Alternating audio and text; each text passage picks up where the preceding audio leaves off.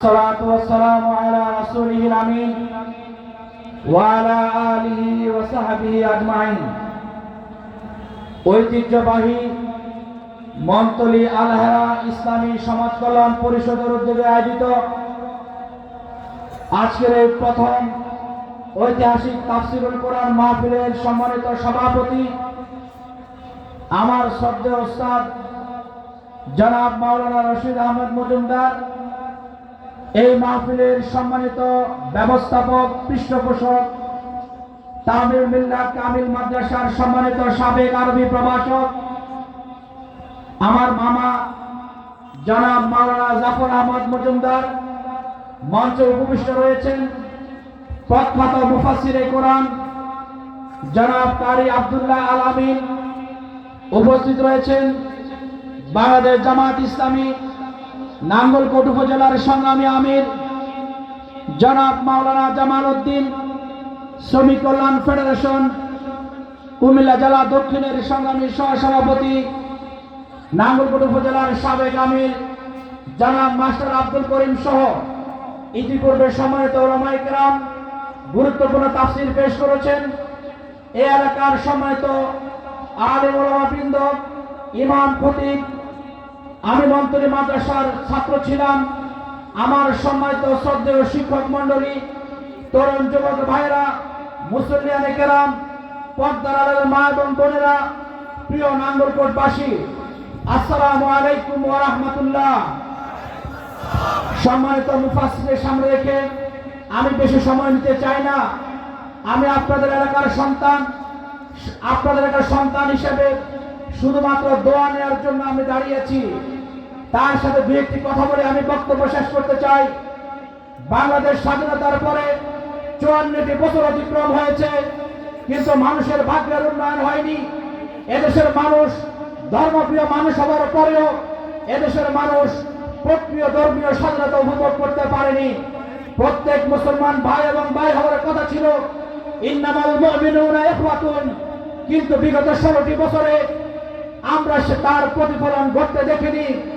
আপনারা লক্ষ্য করেছেন এই 16টি বছরে মানুষের মাঝে বিভেদ সৃষ্টি, রাজনৈতিক অস্থিরতা সৃষ্টি থেকে শুরু করে ধর্মীয় স্বাধীনতা কেড়ে নেওয়া, বাক স্বাধীনতা কেড়ে নেওয়া, মানুষের যে বেঁচে থাকার অধিকার কেড়ে নেওয়া থেকে শুরু করে এদেশের মানুষকে গোলামির জিনজিরে আবদ্ধ করে রাখা হয়েছিল, ঠিক কিনা? এদেশে বিগত 16টি বছরে পূজা পার্বণে কোনো বাধা ছিল না, গায়ক গায়িকার আয়োজনে কোনো বাধা ছিল না, ভারতীয় নর্তকীদের নিয়ে এসে কনসার্ট আয়োজনে কোনো বাধা ছিল না। শুধুমাত্র কোরআনের মাহফিল 144 দ্বারা জারি করা হয়েছিল। এদেশে যারা দেশপ্রেমিক ছিল, দেশের জন্য যাদের ভালোবাসা ছিল, সেই সকল আলেম ওলামাকে, শীর্ষ নেতৃবৃন্দকে ফাঁসির কাস্টে ঝুলিয়ে হত্যা করা হয়েছিল, ঠিক কিনা?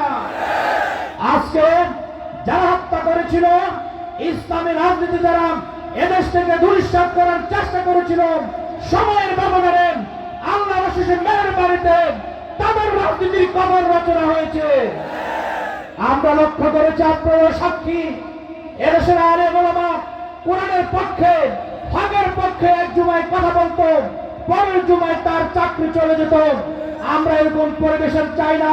বিশ্বের তৃতীয় বৃহত্তম মুসলিম দেশে আলেম ওলামা খতিবরা কোরআন থেকে, সুন্নাহ থেকে অন্যায়ের বিরুদ্ধে, সন্ত্রাসের বিরুদ্ধে, মাদকের বিরুদ্ধে হক কথা বলবেন।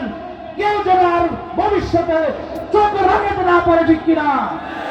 সম্মানিত এলাকাবাসী, কুমিল্লা 10 নাঙ্গলকোট সদর দক্ষিণ লালমাই এই আসনটিকে এলাকার জনপদে শিক্ষার সুষ্ঠু পরিবেশ নিশ্চিত করে প্রত্যেকটি শিক্ষা প্রতিষ্ঠানে আমরা আমাদের আগামী প্রজন্ম কবলবর্তী শিক্ষার্থীদেরকে দেশের জন্য, দেশের মানুষের জন্য, ইসলামের জন্য আমরা গড়ে তুলতে চাই। তার পাশাপাশি চাঁদাবাজি মুক্ত পরিবেশে, সন্ত্রাস মুক্ত পরিবেশে, ধর্ষণ নিপীড়ন মুক্ত পরিবেশে, এমনকি মাদকের ব্যবসা মুক্ত পরিবেশে একটি সুন্দর জনপদ হিসেবে গড়ে তুলতে চাই। এজন্য যুবকে যারা, তাদেরকে নিয়ে আমরা স্বপ্ন বলছি। আমি আজকে এই মন্তলীর যুবক ভাইদেরকে ধন্যবাদ জানাতে চাই, যারা কোনো জুয়ার আয়োজন করেনি, মেলার আয়োজন করেনি, বাজারের আয়োজন করেনি, তারা কোরআনের তাফসীর মাহফিলের আয়োজন করেছেন। এরকম যুবক দিয়ে কুমিল্লা 10 আসনকে আমরা গড়ে তুলতে চাই। আপনারা কি পাশে থাকবেন ইনশাআল্লাহ?